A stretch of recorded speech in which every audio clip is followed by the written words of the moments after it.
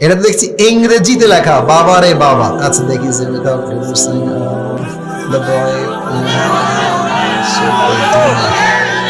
আচ্ছা আগে কে দিয়েছো? আমি তোমাকে ধমক দিব না, আমি তোমাকে একদমই ধমক দিব না। কে আছো বলবা নাকি ভয় পাচ্ছ? সোনামণি, দাল মে কুছ কালা তো জরুর হ্যায় ইহাঁ pay.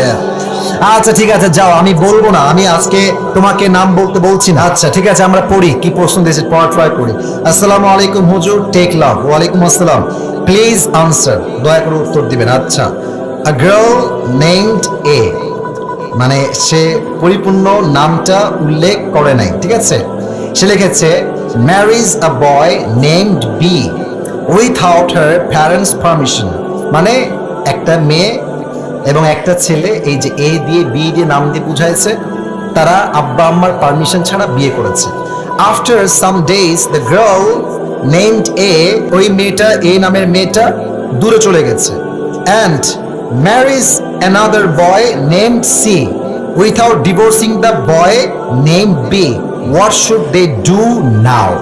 That's a very important question. সে প্রশ্ন করেছে কি, আমি বোঝাচ্ছি আপনাদেরকে, আমি আবারও করে জাস্ট ট্রান্সলেশন করছি বোঝাবার স্বার্থে।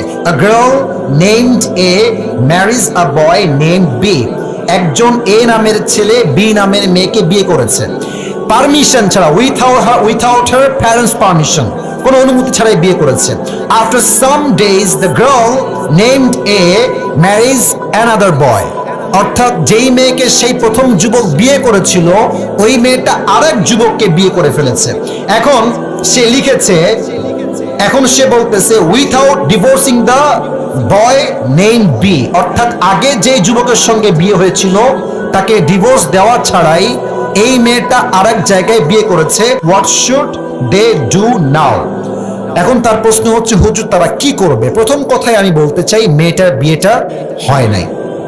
এর কারণ কি, যদি কোনো মেয়ে সেকেন্ড কোনো বিয়ে করতে চায় তার স্বামীকে রেখে, তার স্বামীকে তাকে তালাক দিতে হবে। তালাক দিলেই হবে না, 3টা পিরিয়ড পার করতে হবে। 3টা পিরিয়ড যখন পার হবে তখন স্বামী এবং স্ত্রীর মাঝে রিলেশনশিপটা ফুললি ব্রেকআপ হবে।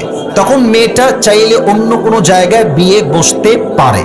এখন সে যে প্রশ্ন করেছে, এই প্রশ্ন হচ্ছে এমন হুজুর, সে ওই প্রথম ছেলেকে ডিভোর্স না দিয়ে আবার আরেক জায়গায় বিয়ে করেছে। আমার মনে হয় যেই মেয়ে প্রথম স্বামীর থেকে ডিভোর্স না নিয়ে অন্য কোথাও বিয়ে বসে যায়, তার চরিত্রে নিশ্চিত ভেজাল আছে যুবক ভাইরা। আর আমি একটা কথা মনে প্রাণে বিশ্বাস করি, বিশ্বাস বড় একটা দামি জিনিস, সস্তা মানুষ বিশ্বাসের মান ধরে রাখতে পারে না। যেই মেয়েটা তোমাকে ডিভোর্স না দিয়েই বিয়ে করেছে, মনে রাখবা ওইটা আসলে সেকেন্ড টাইম তোমার বউ হওয়ার যোগ্যতা রাখে না, ওকে ডিভোর্স দেওয়াই উত্তম হবে।